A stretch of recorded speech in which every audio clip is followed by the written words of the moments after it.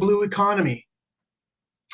The series is brought to you by the Canadian Water Summit, Water Canada, and it focuses on how Canada can build our blue economy and ensure a national water sector that is strong and vibrant.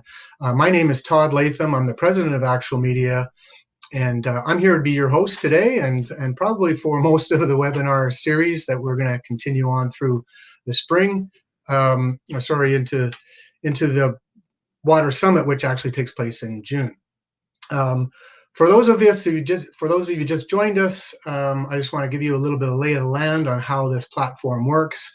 Please follow Actual Media by clicking on the follow tab up there where the little Actual Media name is, and that way you can continue receiving updates about our Crowdcast platform and the webinars that we hold. Also, you'll notice everybody is filling in the chat right now. Please use the chat to communicate and network with your peers. We have 180 people here today, so introduce yourself and use that as an opportunity to get to know each other. Also, you'll notice at the bottom there will be a polls tab. So that polls tab will give you some questions that we're going to want to ask, and we'll discuss them later on as part of our panel. Furthermore, there's Ask a Question. I see there's 3 questions already, so that's great. So if you have a question, please post it in there and use the up arrow to upvote your question. If you think somebody else has posed a question that you think is important or interesting, please up arrow it to it goes to the top of the list, and then I'll know that that's the most important question to ask. Also at the bottom, you'll see right now below my name is a little tab with Water Canada. You'll see throughout the webinar today that we'll have live links to various things. So some of the speakers, when they come up, there'll be a live link to their websites or to their packages or information that they have. So right now that link is to Water Canada. Please feel free to click on those. And now, without further ado, I'm going to welcome our speakers. I'll give a little bit of intro for each of them, but I'm going to let them do most of the speaking and talk a little bit about themselves and their organization as they come on screen. So first we have today with us is Jason Scorse with the Middlebury Institute of International Studies. And he is the director of the Center for the Blue Economy. So I thought it would be important to have Jason here to talk about the definition of the blue economy from somebody who actually has a whole institute named around that. Also with us today is Melissa DeYoung. She's the Director of Policy and Programs at Pollution Probe. And Pollution Probe has done a lot of fantastic work in the water sector. And Melissa is here with us today to talk about what they're doing to drive the blue economy in Canada. Welcome, Melissa. We also have Bruce Dudley. Bruce is the Senior Vice President of the Dephi Group. And special to us today, they've launched a new report on the blue economy, and we'll be talking a little bit about that today, and that's just out today, so we've got the exclusive. Right, Bruce? I'm sure it'll be announced through the Dephi site, but we'll talk a little bit about his new report that's just come out today on the blue economy. And last but not least, joining us today is Geoff Green. He's the founder and president of Students on Ice, and recently launched a new program called Blue Futures Pathways to engage students and Indigenous groups in our blue economy. So welcome, panelists. Thank you very much for joining us today and talking about the definition of a blue economy. So before I turn things over to you, I just wanted to give a little bit of a preamble as to why we're doing this particular session. The definition of the blue economy from the UN, and I'll read it to you. Ocean economy that aims at the improvement of human well-being and social equity while significantly reducing environmental risks and ecological scarcities. So the thing that I thought, this is a little too narrow when it says ocean economy. And yes, that's the definition traditionally, that the blue economy is an ocean economy and shoreline, coastline. But I've thought for a long time, and I mentioned this to Bruce and others, and I think that's kind of coming into the definition, is maybe the blue economy should also include freshwater, lakes, rivers, and urban water issues. So that's what we want to talk today about, is how broad or narrow should the definition of blue economy be. So I'm going to turn things over to Geoff, and then Bruce, and then Melissa and Jason to kind of take that definition, talk a little bit about yourselves and your role in the water sector. And we'll jump into Q&A after each of you have had 3 or 4 minutes to introduce the topic. So over to you, Geoff, first. Great. Thank you, Todd. Good morning, everybody. I am really excited to be part of this panel. It's very timely, a very important topic to be discussing. And I'm coming to you from Chelsea, Quebec, here on the traditional territory of the Algonquin and Anishinaabe people. I'm actually staring out at the Gatineau River, and water has been a big part of my life, and still is. As a young boy, I grew up on the shore of the Wilmot Creek, which flows into Lake Ontario.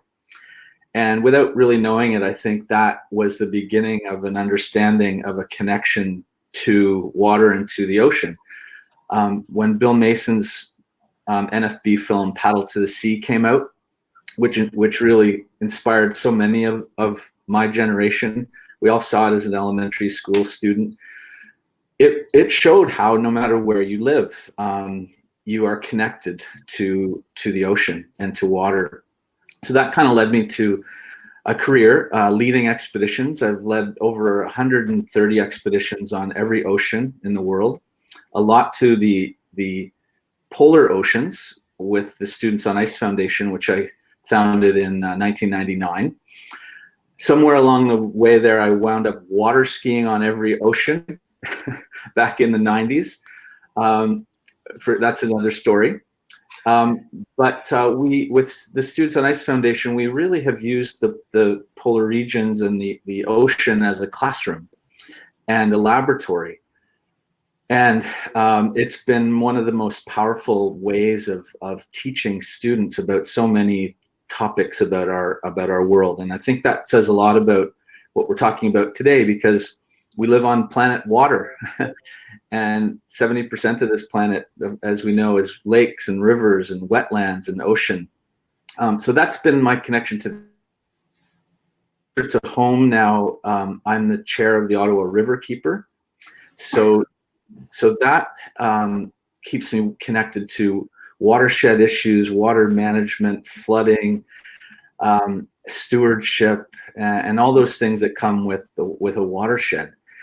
So when I look at the blue economy, I definitely see the need for a holistic vision of what that means. Not just ocean, but groundwater, drinking water, wastewater, marine protected areas, technology, science, education. The list goes on and on, but all of these provide job opportunities and career opportunities. But if we play our cards right, not just with the right definition, but the way the blue economy gets communicated to people, there's a huge opportunity ahead of us, a way to bridge environmental and economic pressures and priorities. I think it's one of the lowest hanging fruits we have out there. And Canada should be a leader. Mm-hmm. When I led the Canada C3 expedition in 2017, where we sailed from the Great Lakes all the way around Canada's entire coastline to Victoria, BC. Did we go that way or this way? It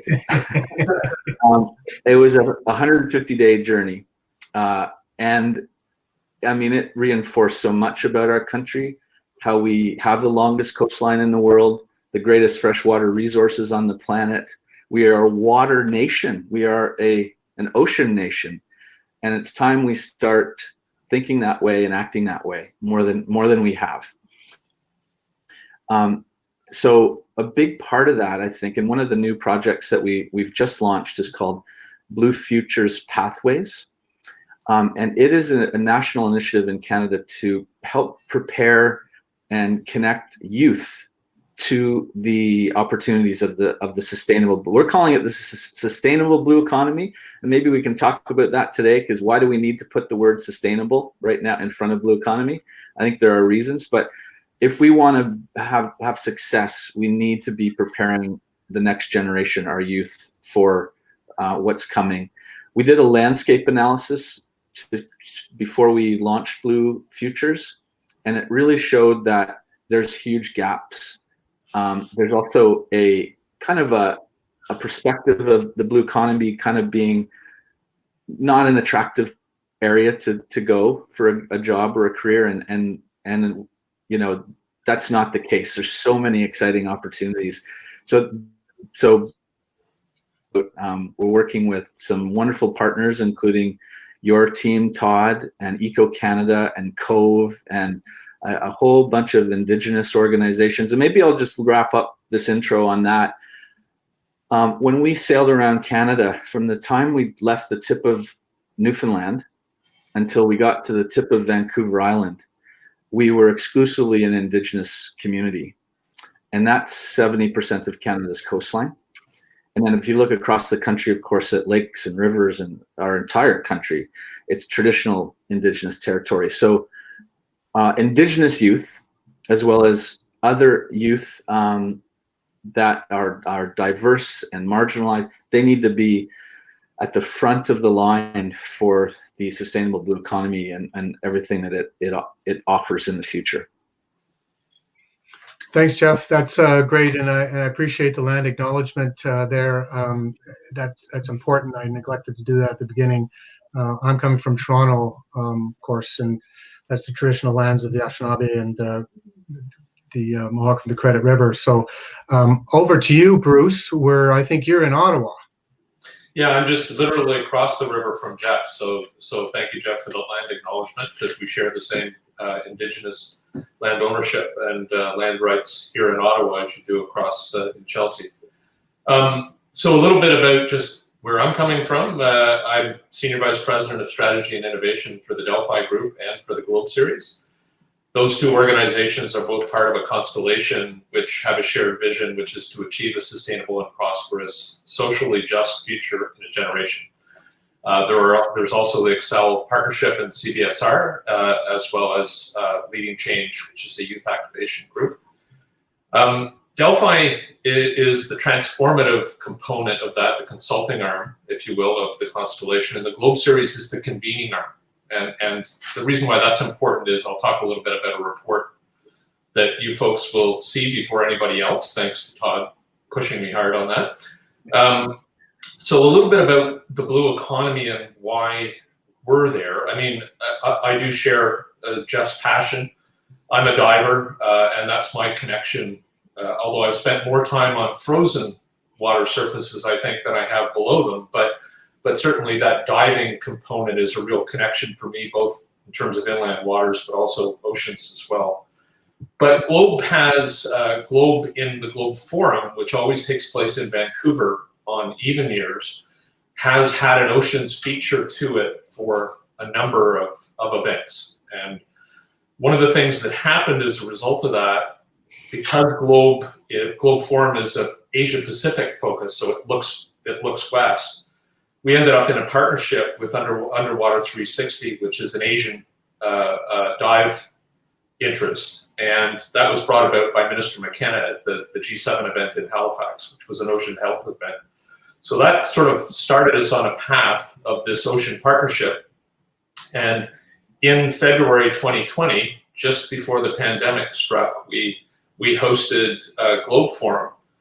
And at that event, we had an advance. The advance was intended to do a deeper dive on many of the issues that Globe was covering at the event.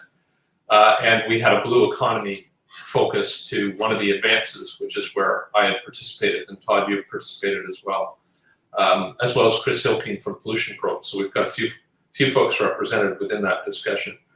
Why is the definition important? Well, the two things that came out, there were many things that came out of the report, and that report's available to you to have a look at. And if you have any questions, I'm happy to help out.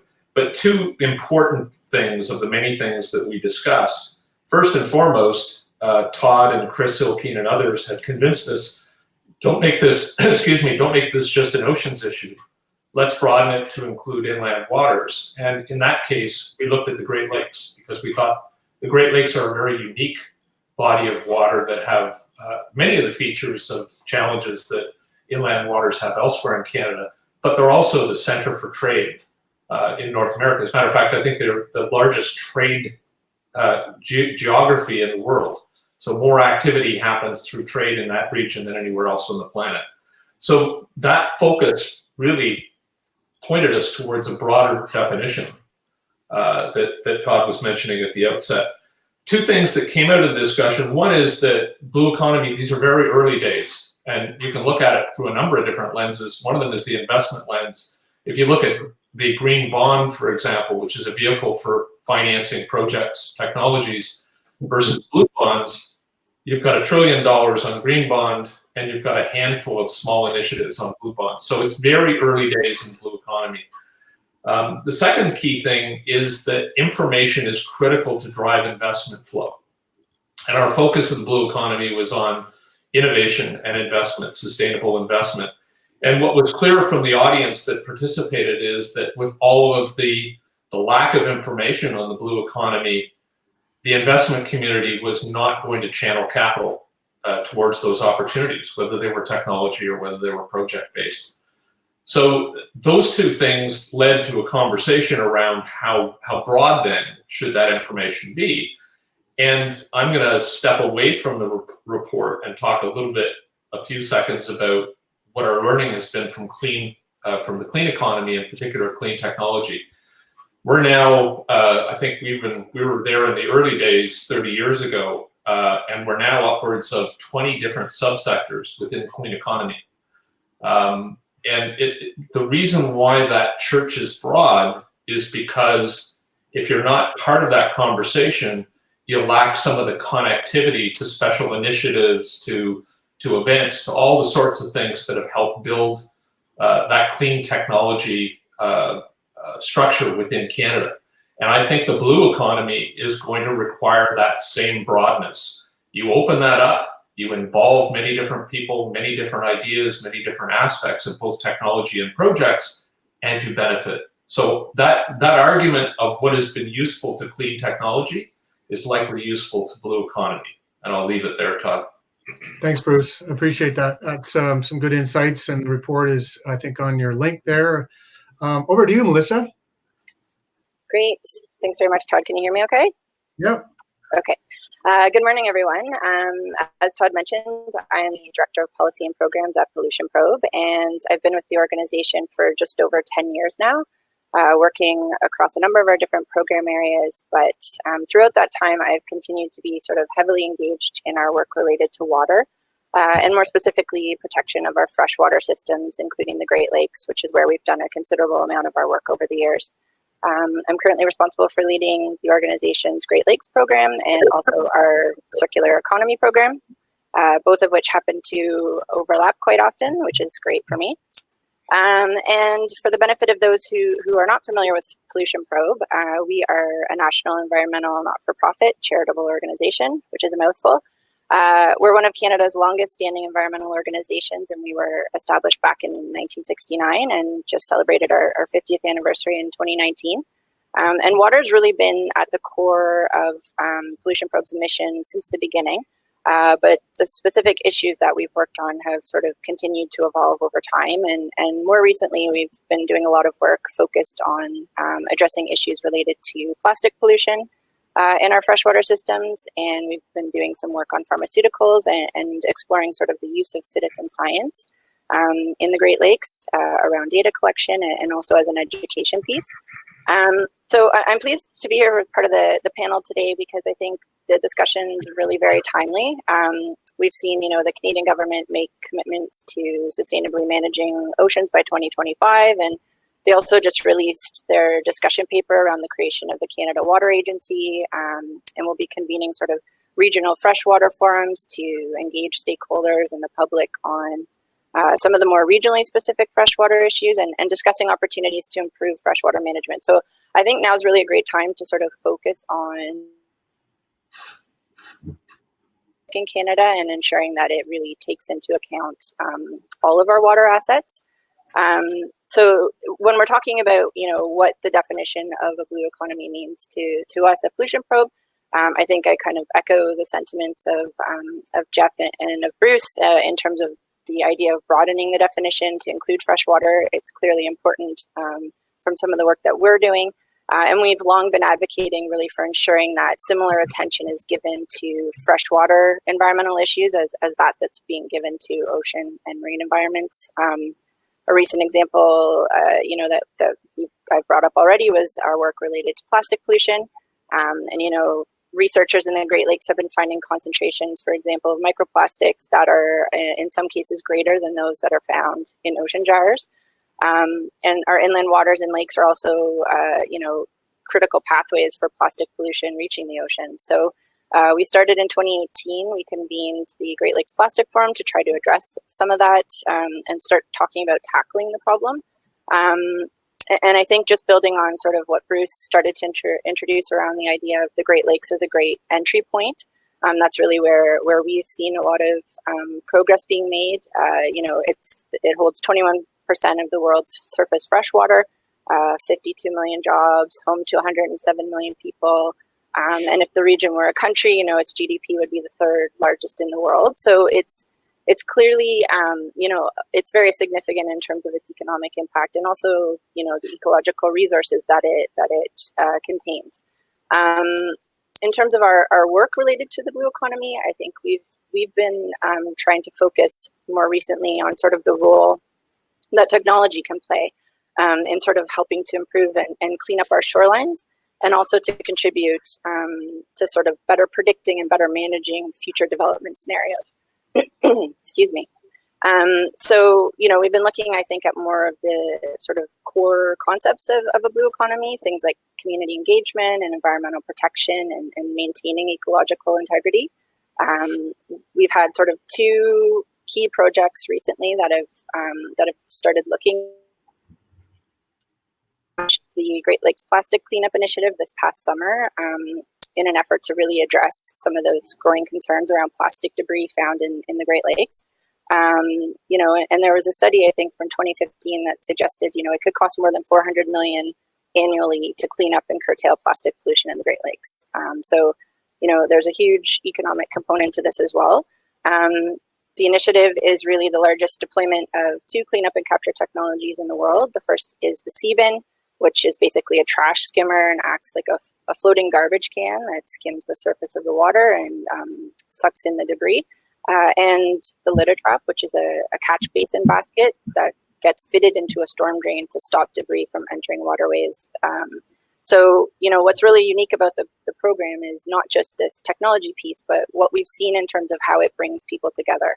And we have a really incredible combination of stakeholders involved. We have support from Environment and Climate Change Canada, the Government of Ontario, Nova Chemicals, and we're working with our founding partners, Council of the Great Lakes Region, T Trash Team, Boating Ontario. So we have a number of different stakeholders at the table, and everyone's kind of come together around sort of this idea of not only, again, the technology, but the education piece that's involved in that, and telling a bigger story about the environmental and the economic and social issues, and collecting data and using that as an important pathway for growth as well. Because I think that's something, governments can't do alone in terms of monitoring and data collection. So where we have opportunities to work collectively and do this successfully, it's really important in terms of supporting growth.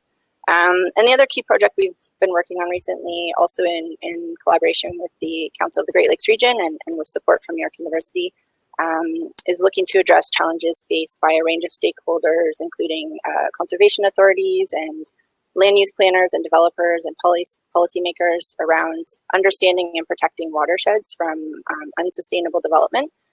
So we've been working on building a prototype solution that will bring together a bunch of different sources of information and social, economic, and environmental data so that it can be analyzed and trends can be visualized at different geographic scales. And I think the really exciting piece with this is that we're hoping to develop a platform that has sort of forecasting and predictive capabilities so that we're not only looking at what's happening now, but we can start to visualize different development futures and what the impacts would be based on decisions that we're making today. So innovation is a big piece of it for us. And I think going back to something that Geoff said at the beginning around the social aspect as well, is something that we're really trying to build into our work a lot more. making sure the social aspect is included in a definition of the blue economy, I think is going to be really critical moving forward. We have a lot of issues around equitable access in Canada to resources, and also just ensuring that there's an equitable share of benefits and costs, and in ensuring everyone has a seat at the table when we're talking about building a blue economy. I think will go a long way to ensuring its success. So I'll leave it there. Thanks, Melissa. That's great. I know the remedial action plans of the Great Lakes have been something underway for a long time, and I think that's one of the blue economy pieces around the Great Lakes initiatives. So Jason, over to you from the Blue America as of today. Yeah, thank you.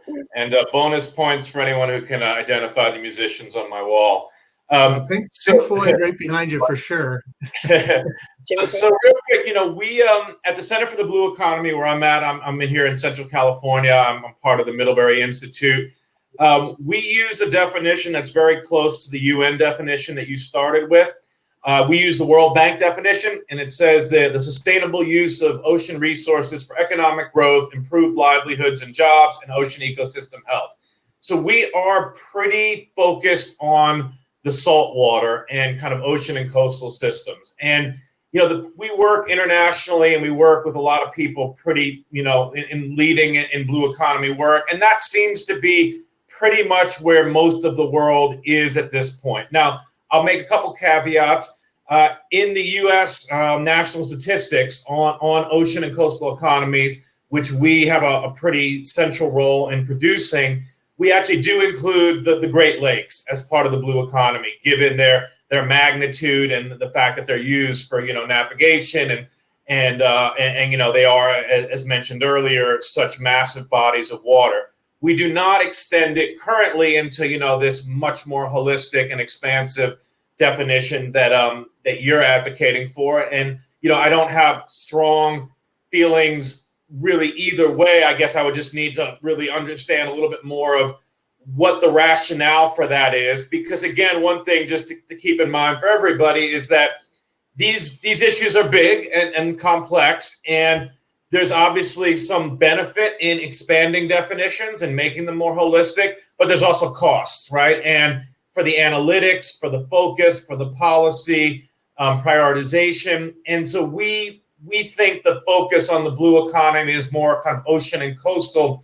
For our work and our priorities is pretty much the right frame. So I'll kind of come down on that. But again, I don't have incredibly strong feelings, and I could be persuaded in certain contexts that it could be expanded. The final point I'll say is that I think, Geoff was mentioning a sustainable blue economy. I have pretty strong feelings on that. So we really believe that sustainability is built into the blue economy, that if something has a clear, unsustainable dimension, it is not a blue economic element. And so we think it is redundant to say sustainable blue economy. And so one thing I'm working, and our center is working very hard on, is building that sustainability into the definition and then using it operationally to really differentiate unsustainable from sustainable elements. And this is not something that has been fully agreed on. There's not consensus on that, but within my center, I'm very clear that offshore oil and gas is not the blue economy, because it is not sustainable. It is both a big source of marine pollution, and obviously because of climate change, we need to get off of fossil fuels. Offshore wind is blue economy. Offshore oil and gas is not blue economy.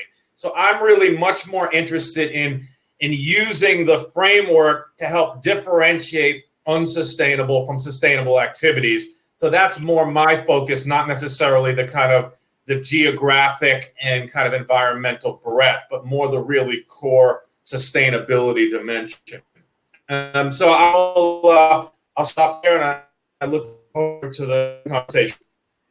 Thanks, Jason. I think that's a great segue into, definitions. And you mentioned how the word sustainable should not be at the front of blue economy. I agree with that. In fact, as many on this call and in the audience will know, I have a visceral reaction to the word sustainable. It's not a very good word for what we're trying to do. Just by definition alone, it means keep doing the same thing. And that's not what we have to do anymore. We can no longer be doing the same thing. If somebody asked you, how's your marriage? And you said it's sustainable, that's not a good response. So we got to get rid of the word sustainable, I think, from our nomenclature and start defining things a little bit better for people so they can not only understand it, but be a part of it. As Geoff was mentioning, how do we get youth and other people who have traditionally not part of the water sphere to be more involved? So that's where I want to go next with the question, and I'll open it up to all of you. What's the difference between blue economy, green economy, circular economy, clean economy? Are they all the same thing? Can we just why do we need to compartmentalize? So anybody want to answer that? Well, I think its stepping point is what I was talking about, Todd, in terms of it's early and it's new.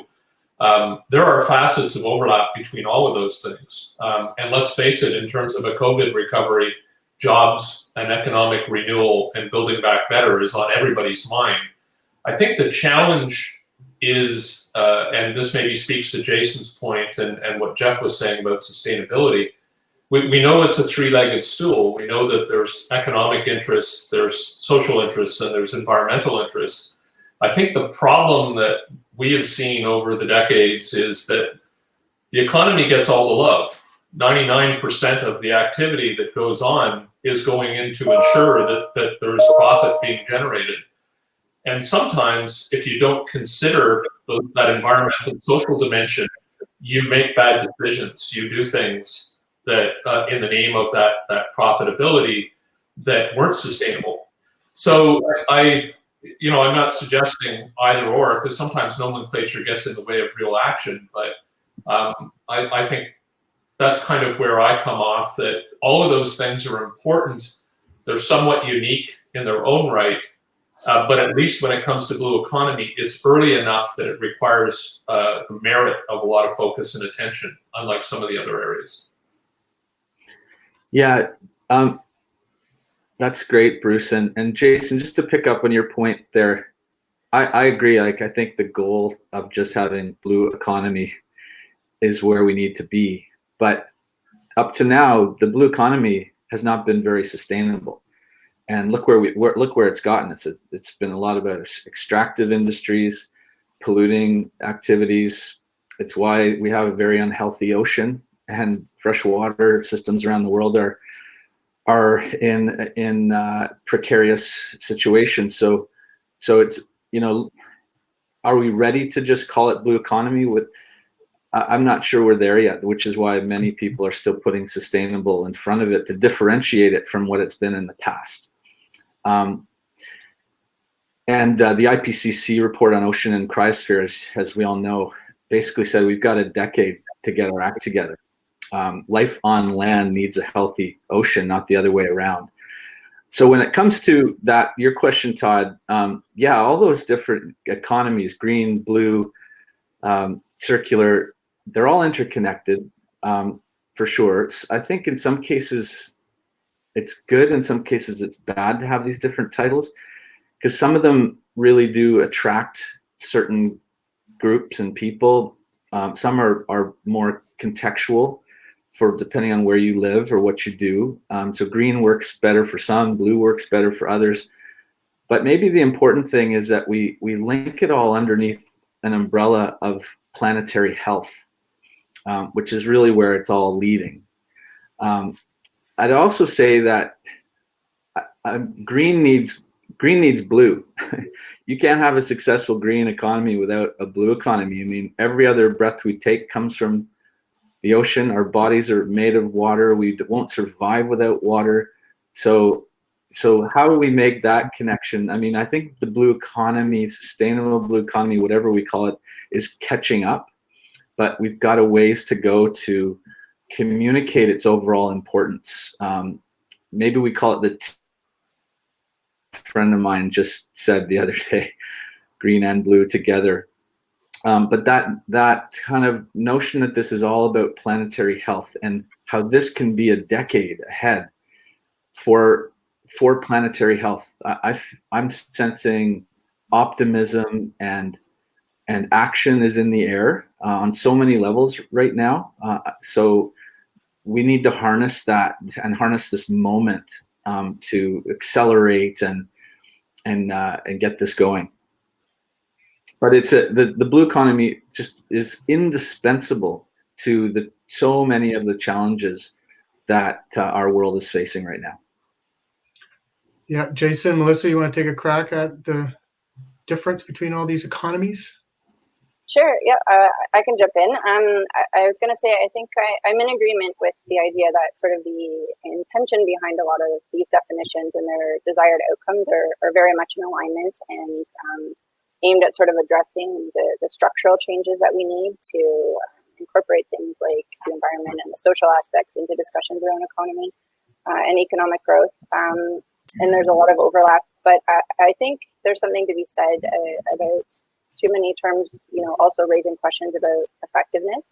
I think it can be important to have sort of distinct labels when we're dealing with these very broad concepts. And I would almost argue that perhaps the bigger issue is a lack of consistency when we're talking about these terms, and the fact that there is a lot of different interpretation around what each of them means. And I guess just personally from the work that we do at Pollution Probe, I think this goes back to something I think we were talking about Geoff earlier. There's also this aspect of how we communicate these things. Those of us working on these issues talk about it a lot and may have one understanding of it, but how do we communicate that to those who aren't always working on these issues? And I know through the work that we do with the public, water is, it's a word that resonates with people. It's a way that people connect. I think more than other issues that we work on. Water is consistently ranked as, if not the number one of the top environmental issues for the public and for people. So I think from that perspective, where we have opportunities to use a terminology that really connects with people and can bring people together, we'd be remiss, I think, in not making use of that. So maybe we shouldn't be calling it the blue economy after all. We should just call it the water economy. Perhaps, yeah. Jason, any thoughts on the difference between all the terms being used today? I think I'll leave it. There's a lot on the table there. Okay, good. Well, we do have a couple of questions. Feel free to add any more, audience, and also make sure you fill in the poll question. The first question, the one that has got the most votes, if we were in the blue economy, what would ordinary citizens notice as being different? And that's a pretty broad question. I think maybe to add to that is, what is a blue economy job look like? So people could say, oh, that's blue economy. So how does the public? Yeah. I can speak to that. We're doing a lot of work on that. So if we had a blue economy, a true blue economy, first thing you'd notice a lot of offshore wind all across the coasts of Canada and the United States, and most of our energy in our coastal regions would be 100% clean and renewable. You would notice the decommissioning of oil and gas platforms all over the United States and Canada. You would see a new coastal restoration industry emerge that would employ hundreds of thousands of people. And it would be building a lot of new living shorelines, natural infrastructure systems to help mitigate from climate change. You would see a lot of new jobs in plant-based aquaculture, shellfish aquaculture, and these kind of carbon negative aquaculture systems. You would see a lot of development and innovation in the ports in Canada and the US. You would see zero emissions vehicles at all the ports. You would see huge innovations in shipping to lead to, the IMO's, International Maritime Organization's 2050 goals and beyond. And you would see lots of really high-paying jobs in everything from, again, kind of coastal restoration to engineering to new vehicles to offshore wind. And it would be a much healthier and cleaner coastal environment. That's great. Anybody else want to jump in? Yeah, I'd love to add to that. And this is where it gets so exciting, and where it also gets so exciting for youth who are looking at what they want to do in their lives. So, add to that, just water being made a priority the way it should be. Should be our number one priority: clean air, clean water. As Bruce was touching on, investment. And the investment levels have to be much higher than they are now in new technologies and in all kinds of other areas of blue economy. Seaweed has tremendous potential. Like seaweed is like, I don't know if anybody attended the Seaweed Manifesto as part of the UN meetings in the fall, but I walked away from that thinking basically seaweed's the answer to all of our questions. It's energy, it's blue carbon, it's food, it's jobs, it's coastline protection. Like, let's get on the seaweed bandwagon. Decarbonize shipping, because right now shipping is on track to become, if it was a country, about the 5th largest producer of emissions in the world. So shipping's not going away. We need it, but let's get it decarbonized. Sustainable fishing, obviously, and getting to 30 by 30. I think it's awesome that Canada's committed to 25% of our ocean by 2025. We should definitely get to 30 by 30. And that opens up so many exciting areas for jobs in conservation, jobs in science and research connected to water and oceans, Indigenous-led conservation areas and management. The list is so long, and I'm sure our other panelists can add to that, but that's what I think is I'll try to say blue economy without saying sustainable.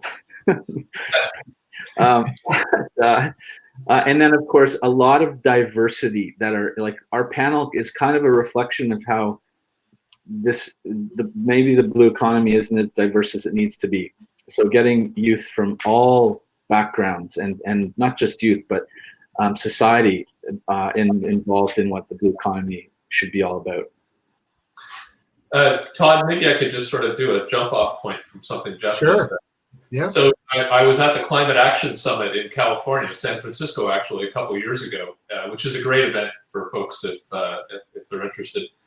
And there was a CEO there from a new company on a kelp seeding technology. So the way this worked was, it was a platform, a seed bed that would be at the surface for germination and initial growth, and then would sink to the bottom and act as a transfer bed, then that kelp to root and grow. And of course, he was there looking for financing, and he couldn't get it. He'd been across the country talking to different accelerators, different investment platforms, and it turns out that the investment community just doesn't know enough about technology needs and technology application. And as a result, he had this brilliant, simple, straightforward, highly scalable technology that could have helped achieve what Geoff was talking about relative to the forests of the ocean, but the financing wouldn't flow because there was still too much uncertainty. So I think definitionally, although we may not all agree on the exact terms, that definition is important, because then it allows you to start to work at what different stakeholders need to get involved. And we happen to spend a little bit more time on the financing side of it than some folks, but it's a real issue within the investment community. And the accelerators, there's interesting counterplay here. We've got 6 to 7 major accelerators, ocean accelerators around the world right now, and all of them are looking for technology. They've got the money, they've got some built interest in terms of the focus of the accelerator, but they don't have a pipeline for a lot of the technology that they need to advance things. So it is early days, and certainly definitions are going to be important. And I would just add quickly, again, going back to the social piece, I think that's a really big aspect of the blue economy that would need to look different. Ensuring that people were incorporating things, for example, like Indigenous knowledge and methodologies towards water issues, and really creating new processes and solutions for managing shared water that incorporates sort of that point of view. And I think people would have a better understanding of the connection between the social, environmental, and economic. I think over the past few years, there's been a lot, sort of an increasing recognition of the fact that environment and economy go hand in hand. but I think building in that social piece as well, and really seeing communities get involved and increasing stewardship through that perspective, I think is also really critical.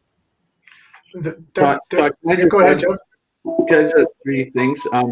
The Ocean Supercluster here in Canada, if you're not familiar with it, is really, really taking off, and there's hundreds of startups and companies and members that are really like in so many innovative fields. It holds great promise, and I forgot to mention, but they're also the big supporter of our Blue Future Pathways initiative, which we're grateful for. The Canadian Ocean Literacy Coalition, I'll provide a link to that, but it's brand new, really impressive, and I think ocean education is got to be a big part of, and water education, a big part of the blue economy. And then just lastly on the seaweed, if anybody wants more info, I've recently become an advisor to this group called Oceans 2050. It's being led by Alexandra Cousteau, and it's really focused on the seaweed economy globally. So I'll put a link to those in the chat. Thanks, Geoff. Those are great, and I want to pick up on the social connection aspect. I think the definition of the blue economy is something us as water people and people in the industry are struggling with, or at least getting used to. How are the public supposed to adopt and get behind these initiatives if we don't able to identify clearly what the jobs are, what the benefits are, and the value of water, which is a whole other topic of conversation. How do we convince the public that water is an important thing to be working on? Well, the one observation we had, and I'm sure Melissa and Jason and Geoff would all have perspectives on this, but we had this broader international focus at the Advance, which included plastics and largely focused on plastics. And then the inland waters was more diverse. But one of the observations that came out of the dialogue was that the public somehow, even though many of the plastics issues in the Great Lakes were somewhat hidden or less visible, the highly visible plastics pollution in the Asia Pacific was generating public outrage around the world. And this is largely a public who had turned off to climate change. They had been inundated with all kinds of environmental issues over the years and was turned off. Yet the imagery around plastics pollution in Asia Pacific had ignited a whole new generation of interest in the problems that the oceans are facing. So I think they're, in as much as our language can maybe turn the public off and be less accessible, the visual nature of the issues in water, I think, are people are finding really attractive and highly motivational. Yeah, and just to jump in on that, I think some of the work that we're doing really builds on that idea of ensuring, for example, we have these issues in the Great Lakes around plastics, that people really get a chance to see those firsthand and make that connection. So through our Great Lakes Plastic Cleanup Initiative, where we have community groups involved. We're working with marinas to sort of, because they have a strong connection to their local communities. So really getting people out there near the lakes, seeing firsthand what's coming out of the water has been, I think, a really important piece of that project. Sorry, I'm hearing some feedback. But also we're doing some work on pharmaceuticals where we've been exploring the idea of citizen science and using that as a key educational piece. Again, having people get out there and get their hands dirty and see firsthand what this looks like. And I think that's a really strong way for people.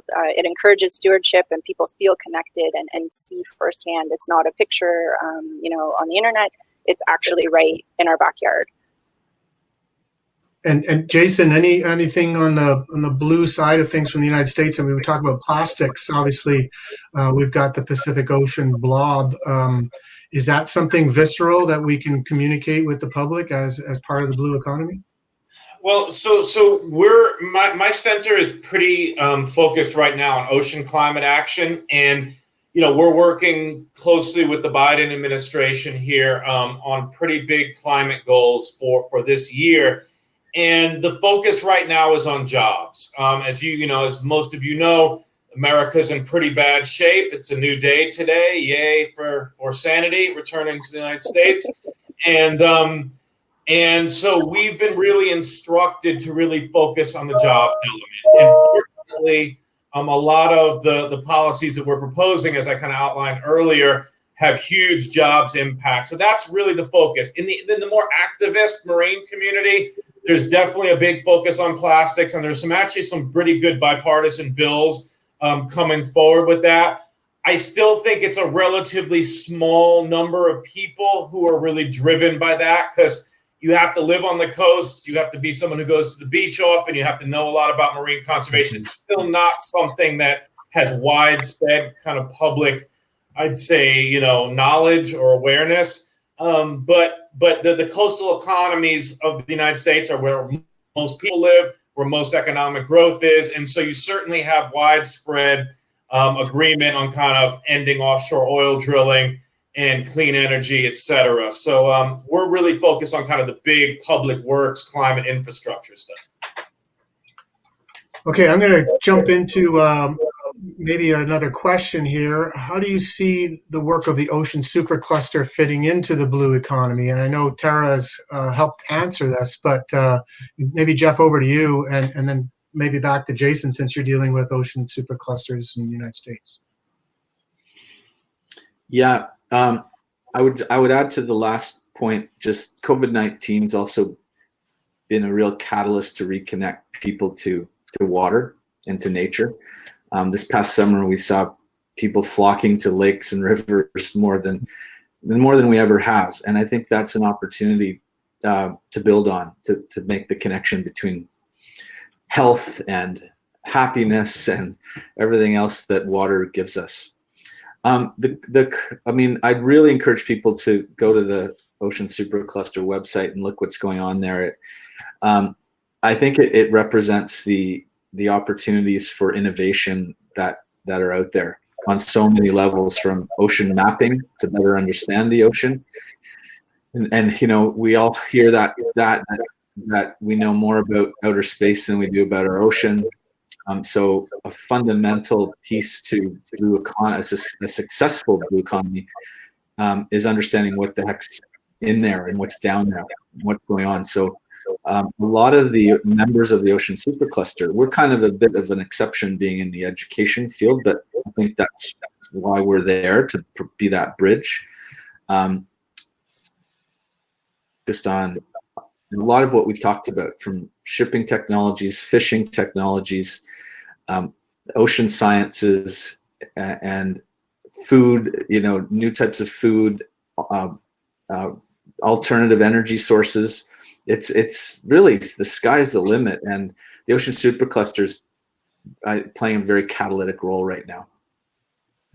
Todd, go ahead, Bruce. I was just going to jump in because there's a point I wanted to make that Jason might want to respond to in his reply. A couple of things.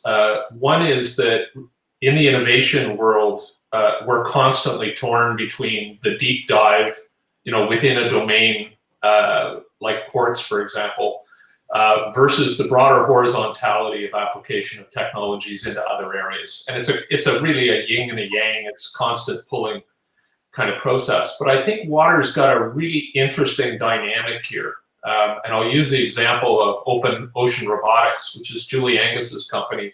She was one of our panelists at Globe.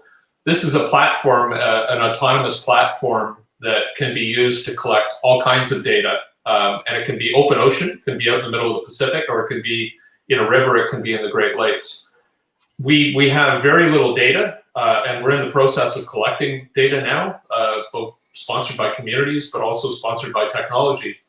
Sometimes that horizontality is really an opportunity to create jobs and gain economic value while at the same time accomplishing environmental benefits. And I think water is an interesting case between salt and fresh water for making sure that we understand how that horizontality is driven. And the relationship to the supercluster is that those priorities, if they are maritime and ocean oriented, may well be definitely applicable to fresh water, whether it's rivers or lakes. So there's a horizontality in water that I think might exist that's greater than in some other areas of clean technology and clean economy. Yeah, I would just add to that. I think, one thing we've been looking at is the technology that will impact the marine and kind of blue economy systems are even much broader. Just to throw one out there, many of you might know about cell-based meat that's being produced. It's still not commercially viable, but there's some pretty big money going into cell-based fish. And this would be, you could grow tuna or salmon in a kind of brewery-like condition. And therefore, that would be the really true sustainable way to get fish protein. We wouldn't have to do any industrial fishing at all. And I really do think that is the future. I'm really, not to go down a rabbit hole here, but I think sustainable fishing is oftentimes not what it seems. And so this is even way bigger, because you could have, literally huge manufacturing plants in the inland areas producing marine protein, right? So I think the horizontality of kind of blue tech clusters is even going to really blow up even more as technology really expands. It's not just near water systems necessarily. That's great. We're coming up on 4 minutes to go before the end. Understand Joe Biden has now been officially inaugurated, so we have a blue U.S. and everybody's looking forward to the coming years ahead, of course, with collaborative action on the environment and water. I'm going to start wrapping things up, but I wanted to, before we do that, take a look at our polls. If you haven't filled out the poll questions, please do so now quickly. And if everybody can just kind of scroll through that, I think the definition of blue economy, overwhelmingly 95% of people think it should include lakes, rivers, and fresh water as well. Green bonds, blue bonds, people are still on the fence with that. We need to understand more. I think many of you have said this is the early days of the blue economy, so I think that's something we'll see more of, is how to finance some of these jobs and innovations. And then back to the definition question I asked before, what's the difference between circular, blue, green, or as Geoff put it, the purple economy? I think some people, or it looks like the majority of people, think it's important to narrow it down to say this is what blue is, this is what green is, this is what circular is. So I think we'll explore that more in the coming years through Water Canada and also our other publications, including environmentjournal.ca. So that's great. We've got more of this coming up. I want to thank all of the speakers. Thank you very much, the four of you. Appreciate you coming on today and talking about what the definition is and advancing the blue economy. Thank you all for joining. And I'm going to start wrapping things up now. Thank you all for attending. I really appreciate that. As you notice in the background, I didn't mention it earlier, Geoff noticed it. I first met Geoff in 2012 when I attended the International Polar Year Conference in Montreal. And so I thought I'd put that up there as very apropos. Geoff launches and runs educational sessions in the Arctic and the Antarctic, and I look forward to going to the Arctic with him someday. So as mentioned, I think in the chat, the video recording of all of this will be live in a couple of hours. You just go back to the same link that you had, and I think we'll also be posting this on watercanada.net. Speaking of Water Canada, we will be doing a feature on this webinar and the discussions we just had, some takeaways in the next issue of Water Canada. Look for that online, watercanada.net as well.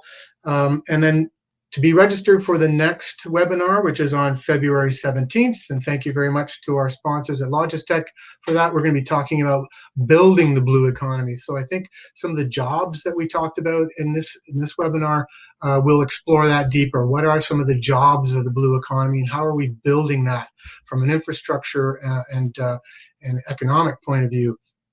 So all of this series, this is first of 4 parts, leads up to the Canadian Water Summit, which is June 9th to 11th in Ottawa. That will be a hybrid event. We're crossing our fingers that everybody is vaccinated and able to travel by June, but nevertheless, we will be doing something virtual with the Water Summit. And part of the Water Summit, of course, is our friends with the Canadian Water Wastewater Association, and they do their window on Ottawa, which is part of the 3 days in June. So, and speaking of the Canadian Water Wastewater Association, if you're a water nerd and you want more, then get yourself a bite to eat for lunch and join the CWWA webinar, which starts at 1 o'clock. The link is right below my face right there. Click on that and you get into some water surveillance, I think is the topic for their webinar. So that's going to happen in about an hour. I want to thank everybody for attending. And we'll see you next time on February 17th.